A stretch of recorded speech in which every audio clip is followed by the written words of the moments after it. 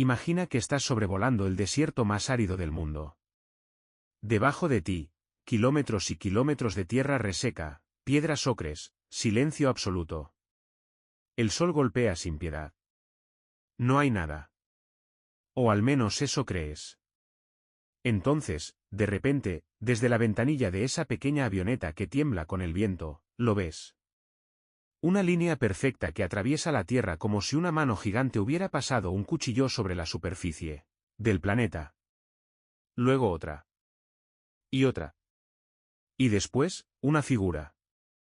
Un colibrí enorme, trazado con una precisión que quita el aliento, con alas abiertas de casi 100 metros de punta a punta, grabado en el suelo como si el desierto mismo fuera un lienzo. Y ese colibrí no está solo. Hay un monos, una araña, un cóndor, manos humanas con dedos extrañamente largos. Y espirales. Cientos de espirales y líneas rectas que se extienden por más de 80 kilómetros en todas direcciones, algunas tan perfectas que parecen haber sido trazadas con regla y compás por alguien que podía ver el resultado completo desde muy, muy lejos. Pero las personas que crearon todo esto no tenían aviones. No tenían satélites. No tenían tecnología moderna de ningún tipo. Y sin embargo, ahí están. Las líneas de Nazca. Y llevan más de 2000 años mirando al cielo, esperando que alguien se haga la pregunta correcta. ¿Por qué? Esa es la pregunta que ha obsesionado a arqueólogos, astrónomos, exploradores, escritores y soñadores durante casi un siglo.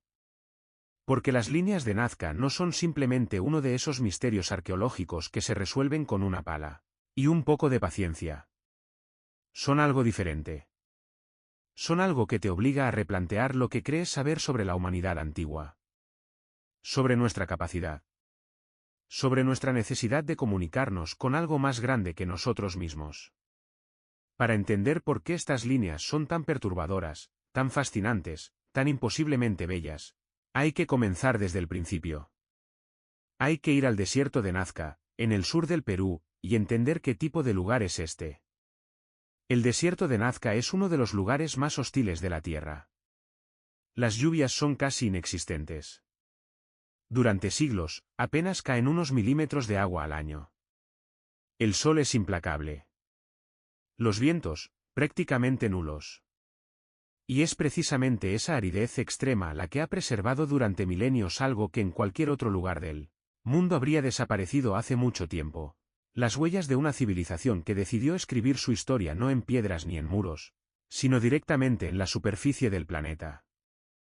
Los Nazca fueron un pueblo que floreció en esta región entre el año 100 a.C. y el año 800 después de Cristo. Vivían en uno de los ambientes más difíciles imaginables, y sin embargo construyeron una de las culturas más sofisticadas y enigmáticas de toda América del Sur. Eran agricultores ingeniosos, tejedores extraordinarios, ceramistas de una habilidad asombrosa. Pero lo que los inmortalizó no fue nada de eso. Lo que los hizo eternos fue su decisión de transformar el desierto en algo que el mundo no había visto nunca. Las líneas se crean de una manera deceptivamente simple.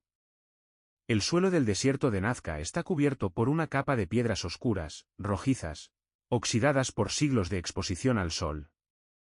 Debajo de esas piedras, la tierra es de un color amarillo pálido, casi blanco. Los Nazca simplemente retiraron las piedras oscuras de la superficie y las apilaron a los lados, dejando al descubierto el terreno claro que hay debajo. Sin pinturas. Sin construcciones. Solo el acto de quitar y revelar. Y con esa técnica aparentemente sencilla, crearon algo que ha desafiado la comprensión humana durante décadas. Pero aquí es donde el misterio se vuelve realmente profundo. Porque no se trata solo de las figuras. No es solo el colibrí o el mono o la araña. Lo que realmente desconcierta a los investigadores son las líneas rectas. Centenares de líneas absolutamente rectas, perfectas, que atraviesan el desierto durante kilómetros, sin desviarse un solo centímetro, sorteando cerros, atravesando quebradas, manteniéndose perfectamente horizontales sobre un terreno irregular. Líneas que en la antigüedad solo podían verse en su totalidad desde el aire. Y aquí es donde llegamos al punto que más ha encendido la imaginación del mundo. ¿Para quién estaban destinadas estas líneas si no podían verse desde el suelo? Era el año 1927. Una arqueóloga peruana llamada Toribio Mejías Espe caminaba por las colinas que bordean el desierto cuando notó algo extraño. Desde las alturas, el suelo parecía tener patrones. Líneas. Formas. Pero la magnitud de lo que estaba mirando no la golpeó todavía. Fue solo años después, cuando los vuelos comerciales comenzaron a cruzar la región en los años 30, que los pilotos empezaron a reportar algo increíble: el desierto de Nazca, visto desde el cielo, estaba cubierto de dibujos gigantescos. Y el mundo se detuvo. Llegaron los científicos. Llegaron los periodistas. Y llegó también una mujer que dedicaría el resto de su vida a estudiar este lugar con una obsesión que roza lo místico. Su nombre era María Reiche. Alemana. Matemática. Y desde el momento en que pisó el desierto de Nazca por primera vez, supo que no se iría nunca. María Reiche vivió en el desierto de Nazca durante más de 50 años. Barrió las líneas con escobas para limpiarlas. Las midió. Las cartografió. Las protegió de los turistas y de los vehículos que amenazaban con destruirlas. Y llegó a una conclusión que defendió hasta el último día de su vida: las líneas de Nazca eran un gigantesco calendario astronómico. Un observatorio cósmico trazado en la Tierra. Según Reiche, muchas de las líneas apuntan hacia posiciones específicas del Sol y la Luna durante solsticios y equinoccios. Las figuras representarían constelaciones, o estarían relacionadas con ciclos agrícolas vinculados al movimiento de los astros. Para un pueblo que dependía absolutamente de las lluvias estacionales para sobrevivir, conocer con precisión los ciclos del cielo era literalmente una cuestión de vida o muerte. Y la teoría tiene sentido. Mucho sentido. Hasta cierto punto. Pero hay algo que la teoría astronómica no explica del todo. Algo que sigue ahí, silencioso, mirando al cielo desde el desierto. ¿Por qué las figuras? ¿Por qué un colibrí? ¿Por qué una araña? ¿Por qué necesitaban dibujar animales de tamaño descomunal en el suelo si lo que querían era marcar posiciones de estrellas? Aquí es donde entra otra teoría, igualmente fascinante y quizás más perturbadora en su profundidad espiritual. Algunos investigadores creen que las líneas no eran para ser vistas. Al menos no con ojos humanos. En las tradiciones andinas, el mundo no termina en la superficie visible. Existe un universo de fuerzas, espíritus y divinidades que habitan en el cielo, en el agua, en la tierra. Los chamanes de muchas culturas de esta región viajaban en estados alterados de conciencia para comunicarse con estas fuerzas. Y en ese contexto, las líneas de Nazca podrían ser algo completamente diferente: mensajes. Ofrendas. Rutas sagradas dibujadas en la tierra no para ser observadas por seres humanos, sino para ser recorridas por dioses, por espíritus, por fuerzas que viajan a través del viento y del tiempo. Existen evidencias que apuntan en esta dirección. A lo largo de muchas de las líneas se han encontrado restos de rituales, cerámica rota, huesos de animales, conchas marinas traídas desde la costa. Las líneas terminan a menudo en lugares especiales, cerros sagrados, manantiales subterráneos, puntos donde el agua emerge del suelo. En un desierto donde el agua es vida, donde la lluvia es un milagro que puede significar la diferencia entre sobrevivir y morir, los Nazca quizás estaban trazando caminos sagrados hacia el agua. Rutas que los dioses podrían seguir para traer la lluvia. Imagina por un momento que eres un sacerdote Nazca. Llevas años observando el cielo. Sabes que las lluvias dependen de algo que está más allá de tu comprensión racional, algo que vive en las nubes, en los astros, en el viento que viene del mar. Tu pueblo tiene hambre. El río se está secando. Los niños están debilitados. Y tú, como líder espiritual, como intermediario entre los humanos y lo divino, decides hacer algo radical. Decides hablarle a los dioses en el único idioma que ellos pueden entender, el lenguaje de la tierra misma. Y entonces organizas a tu pueblo. Cientos de hombres y mujeres, durante meses, quizás años, retirando piedras, transportando tierra, midiendo ángulos con cuerdas y estacas. Creando algo que ningún ojo humano verá en su totalidad, pero que los seres del cielo contemplarán desde las alturas. Un colibrí, porque el colibrí llega con las lluvias. Una araña, porque la araña anuncia la humedad. Un mono, porque el mono vive en las selvas del este, donde nacen los ríos. Todo tiene un significado. Todo es una súplica.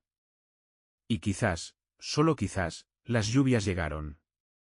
Y los nazcas supieron que habían sido escuchados.